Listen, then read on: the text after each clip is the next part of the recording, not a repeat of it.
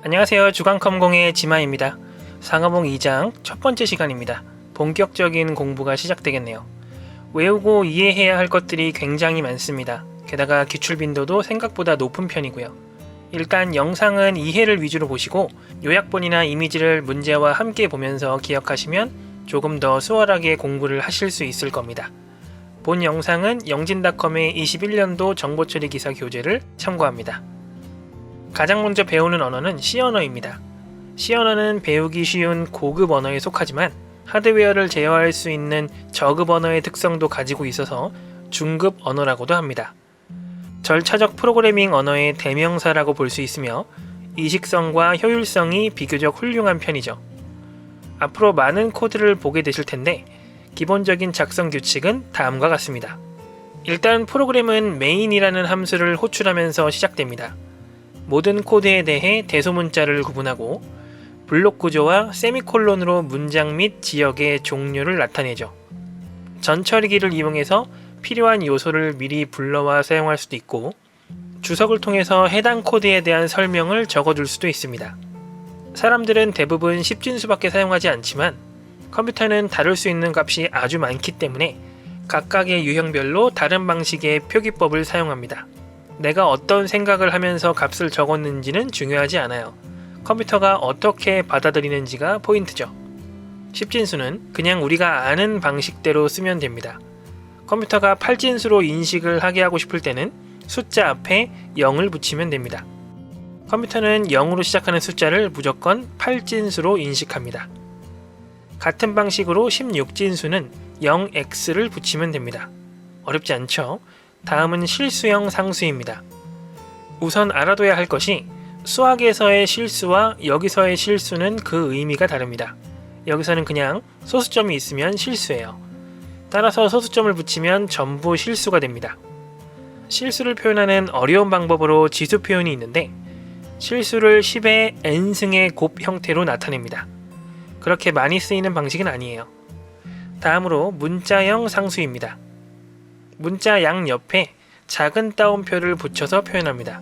정수 5와 문자 5는 전혀 다른 데이터인 것을 명심하세요. 이러한 데이터들을 담아두고 활용할 수 있도록 하려면 변수가 필요하다고 했었죠. 각각의 변수를 구별하기 위해 이름을 정해줘야 하는데 몇 가지 규칙에 따라야 합니다. 첫 글자는 영문자와 언더바만 가능하고 이후부터는 숫자까지 지정할 수 있습니다. 당연히 대소문자 구별하고요. 공백이나 다른 특수문자 당연히 사용 못합니다.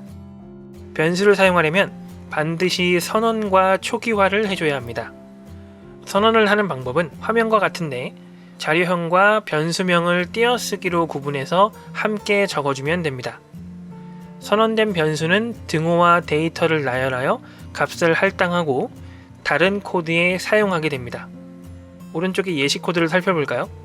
int, 그러니까 정수형 변수 스코어를 선언하고 있고 선언된 스코어 변수에 상수 70을 할당하고 있죠. 그 아래에는 실수형 변수 그레이드를 선언함과 동시에 3.8을 할당하고 있습니다. 자, 이렇게 두 변수 모두 선언과 초기화를 해줬기 때문에 어디서든 사용할 수 있는 상태가 된 것이죠. 자, 그럼 데이터는 준비가 되었으니 입출력을 공부해 보도록 할까요? 데이터를 있는 그대로 입출력하는 경우도 물론 있지만 특정 서식을 입히는 경우도 많습니다. 예를 들어 사과가 10개 있는데 10이라는 숫자만 출력한다면 이게 사과인지 단위가 개수인지 정확하게 알 수가 없겠죠. 그렇기 때문에 서식 문자열이라는 게 필요합니다.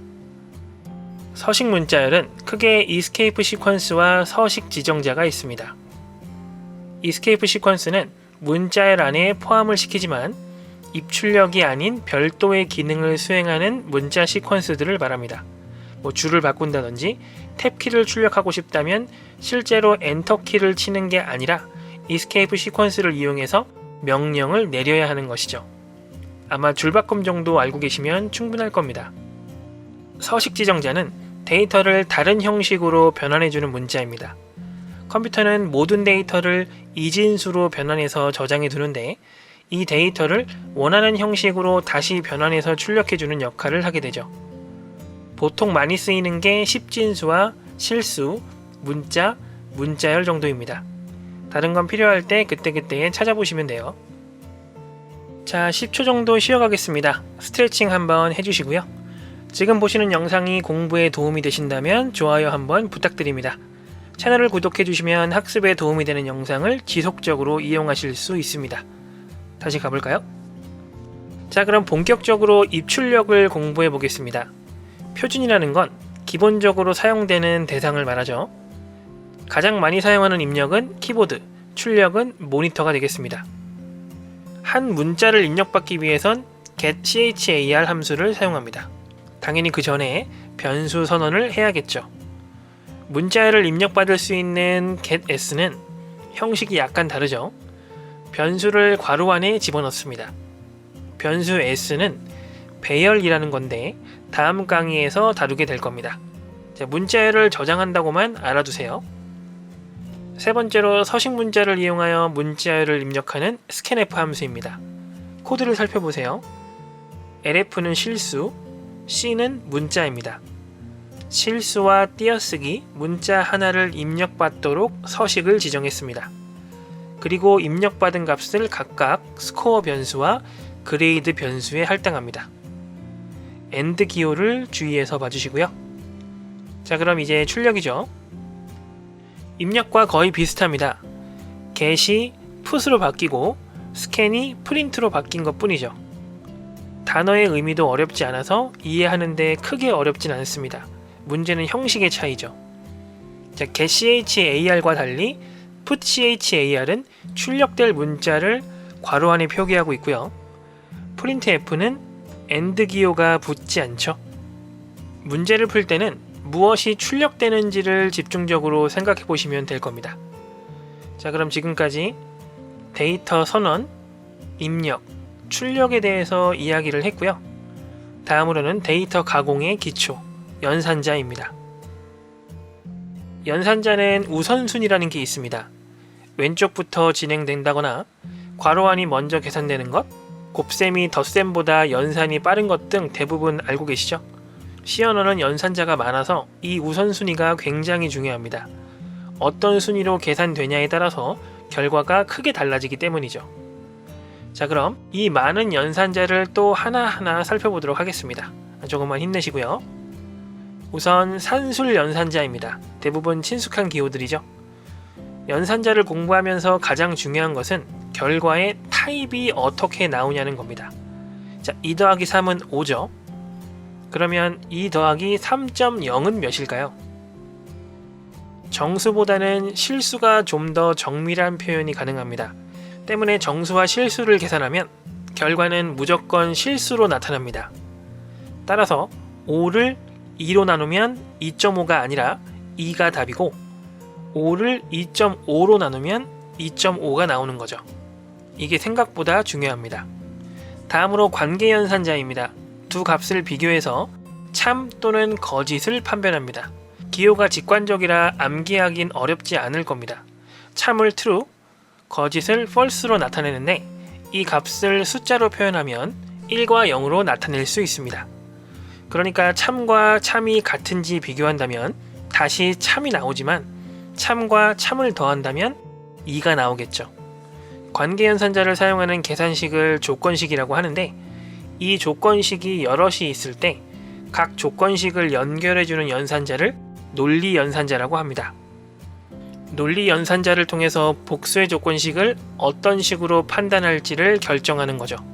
조건이 모두 참이어야 하는지, 하나 이상이면 되는지 등을 확인할 수 있습니다.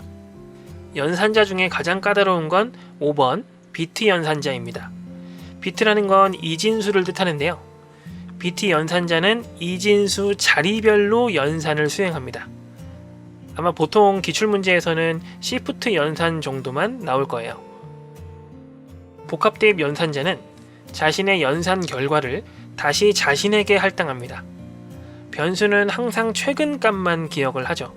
원래의 자신의 값에 더해서 연산의 결과를 할당하기 위해서는 복합대입 연산자를 사용해야 합니다. 값을 누적시킨다고 기억하고 있으시면 될 것 같네요. 그 외에는 산술 연산자와 의미가 같죠. 복합대입 연산자처럼 문장을 축약하는 연산자가 또 하나 있는데 바로 전치, 후치 연산자입니다. 기출문제에서도 잦은 비중으로 출제가 되는데 연산자가 앞에 있으면 먼저 증감한 뒤에 계산이 되고 연산자가 뒤에 있으면 계산이 된 다음에 증감을 합니다. 순서만 주의해 주시면 문제될 게 없습니다. 자, 이번 영상은 여기까지입니다. 문제를 풀어보면서 오늘 배운 내용을 정리해 보겠습니다. 문제의 정답이나 학습 요약본, 질문 등은 더보기란의 링크를 이용해 주시고요. 이 밖의 의견은 댓글 남겨주시면 감사하겠습니다. 그럼 저는 다음 영상에서 뵙겠습니다. 광고 시청은 주간컴공에 큰 도움이 됩니다. 감사합니다.